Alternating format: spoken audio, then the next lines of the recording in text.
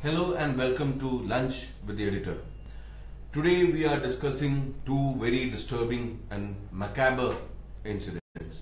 Primarily, our cover story this week is on railway accidents. See, after the stampede at the Elphinstone railway station in Mumbai on September 29th, which killed 23 people, 23 railway passengers, we decided to take a look at the worst accidents in Indian railways. So my colleague, political editor Bhavna Vij, took a look at 7 of the worst railway accidents ever, and what she found out was probably something terribly shocking. The 7 accidents we looked at, 1,422 people had died in these 7 accidents in the last several years, probably around 20 years. 20 years, yes. And what we found out was that there was zero accountability. So let's look at some of them, Bhavna. Yes. So to start off, Gaisal is probably the worst ever in the history of Indian railways. Yeah. 400 people. At least in independent India. Yes. And I think probably the worst ever, because 400 people died, and it could have been even more actually, because in many cases the bodies were not found, or they were not identified. Nobody was there to claim them because they were mutilated beyond recognition, and so there were mass fires at the river end because they waited for 2 days, 3 days, and the bodies started rotting. Then they started cremating the bodies there itself. So the figure could be more than 400. Again, another thing, they don't even have a figure exactly how many people died in the accident. So we assume that the least number of people dead could be 400. Yes. So on that assumption, we are saying that Gaisal is one of the worst, or probably the worst rail tragedy that had ever happened. And now please explain what happened afterwards. How many people were held accountable? How many people were punished? How many people were found guilty? There was one routine inquiry. After every accident, there is an inquiry by the Commissioner Railway Safety. That was about to begin, but there was too much of a furor after the accident. Then they said, no, there has to be a judicial inquiry. So then as soon as a judicial inquiry starts, then the Commissioner Railway Safety inquiry ends. So the judicial inquiry started. And I mean, surprisingly, as far as inquiries go, this person did not take too long, because there have been instances where judicial inquiries have taken 6 years to submit a report. But in this case, the report was submitted in 1.5 years because there was too much of an outcry and everything. So the report came in 1.5 years, and more than 30 people were found guilty. And out where which the person said, but then the network of railway officials started working just to save each other and themselves, their people from their department. And then what they started doing, they created this buzz that probably there was a terror angle in it. They said because apparently the driver, one of the drivers in the accident, his wife was paid some 15 lakhs by some terrorist. I mean, that is why they did it. So then the demand for CBI inquiry started. So then the CBI inquiry started, but just to check if there was a terror angle. But the CBI inquiry again found there was no terror angle, but then they convicted, out of all the people who had been held guilty, 8 people were convicted, out of which 2 died while the case was going on, and 6 who were convicted, they were given bail immediately, because in this case they said it is causing death due to negligence, in many cases it becomes a bailable offence. So the judge gave them bail, because government servants are supposed to be like, they're just doing their job, they did not do it intentionally or whatever. So they were given bail instantly and asked that you can go and appeal to the higher court. So after that they went and appealed to the higher court. They never went to jail, nothing really happened, but they were dismissed from service, because in this case they could not do anything else. But after that, the chain grows cold, because nobody knows what happened to them. Nobody knows what happened to the Gaisal tragedy. Nobody knows what happened to the CBI case. Nobody even knows where that file is gathering dust right now because the Indian Railways did not respond to our questions. They did not. They did not know. They rather do not know what has happened to the Gaisel tragedy case, Gaisel accident case. To give you a perspective, 2 trains collided.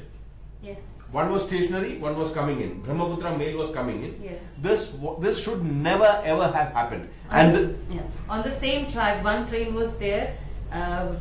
It was stationary at a station, and the other train was given signal to come on the same track. And then they had a head-on collision, which is one of the rarest accidents in railways anywhere in the world. And shockingly, the railways doesn't have anything to tell us about this case. So probably these people, even those convicted, could have got their pension back. We don't know. Yes. We just don't know because the railways doesn't even have an answer when we ask what has happened to the Gaisel tragedy case. So that is number 1. Number 2 is the Firozabad collision in 1995 when 358 people died. 358, which is a huge number. And again, nobody, absolutely nobody was punished even by the railways. Nobody was punished. Nothing really happened to them. One switchman and one assistant station master Yes. were suspended. They were suspended and reinstated soon after. Yes, that's it. So, not a single person, Pranay. Not a single person. Bhavna, this is a question, I'm sure that a lot of people will have after reading our story. What is it that stops them from taking? Is it our attitude towards life? The way we look at human life? They're dispensable, so, we really don't care how many of them. Or is it that they don't want to create some kind of a precedent where you're taking action against your own person, rather than trying to put your house in order, which should have been the case, guarding them seems to be the main responsibility, The entire system has been set up in such a way, one, the senior officers are never held accountable for any of the accidents. Because they say, how can you hold a senior person responsible for what a driver does while if he comes drunk, or if he is doing something, or if he falls asleep on the wheel, then how do you hold a DRM of the place responsible? So then naturally they say you have to hold his superior responsible, but even in that, nobody is ever punished. They say, okay, we counsel them, they say you suspend them for some time. If there is pressure, if there's too much pressure, then they send them on leave for some days and then they reinstate them in some other division, in some other place. So number 3 is Khanna collision. Again, 212 people dead. This happened in 1998 in Punjab. Jammu Tawi Express. Yes. And another one collided. Nobody, not a single person lost his job.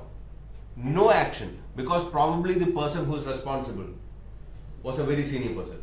Yeah, because again there was an inquiry by the Chief Railway Commissioner. Then in this case, the judicial inquiry took 6 years. And he gave his report after 6 years, and they held the track directorate responsible because they said what had happened in the accident, one train had derailed and there was an oncoming train and it derailed on the adjacent track. So there was an oncoming train which could not be, which they did not inform in time, and it came and collided with the coaches which were already derailed. And in this particular case, so they said the first train had derailed because of a track fracture. So in this they had held from where they were getting the rails, that was SAIL. They had said the rail quality was not very good, and the track directorate had not really checked the quality very well, and so they had held the track directorate responsible. The person who was in charge of the track directorate, by the time the report came, he was the chairman railway board, which is the senior most person in the railways. And at that point they only tried to protect him and everything, so nothing really happened.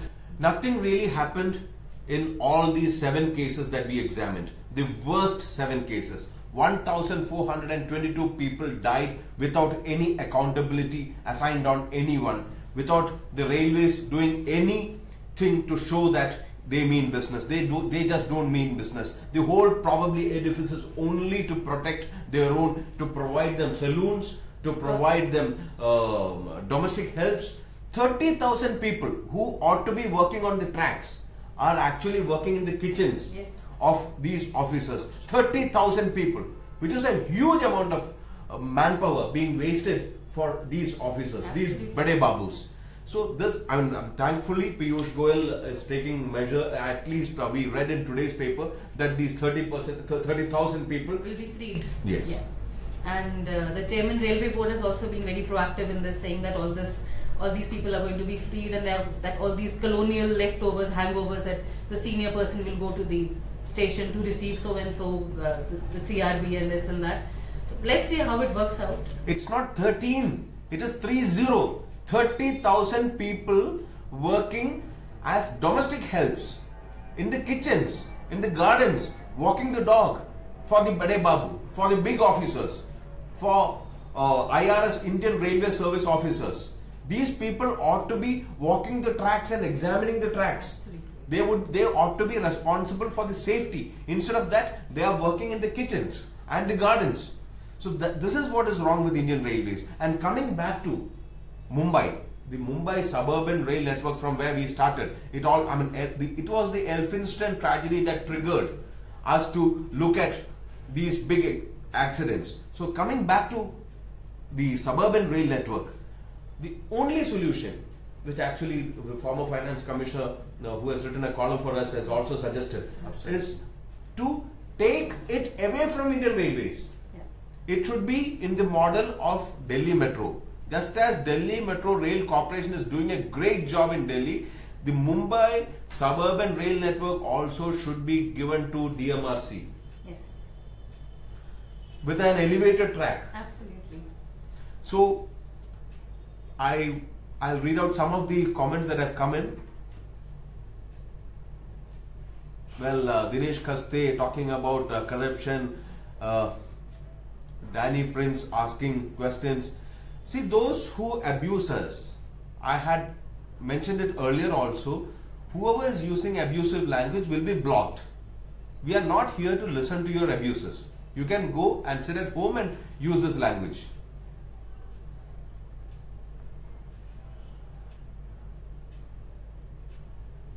Dinesh Kaste is saying that people don't care for the railways any longer because rich people don't use the railways. To a certain extent it is true, but it is not true all the time, because middle class people do use the railways. And we are forgetting that the vote bank is all there. Yes, The vote bank travels by trains. exactly. They don't fly, and well, we cannot unfortunately discuss in Urdu. Railways is in a mess. Yes, completely agree with you. So that brings us to the end of this part of the discussion. Please pick up the issue, the current issue. The cover story is all about railway accidents and lack of accountability. In fact, we have termed it zero accountability.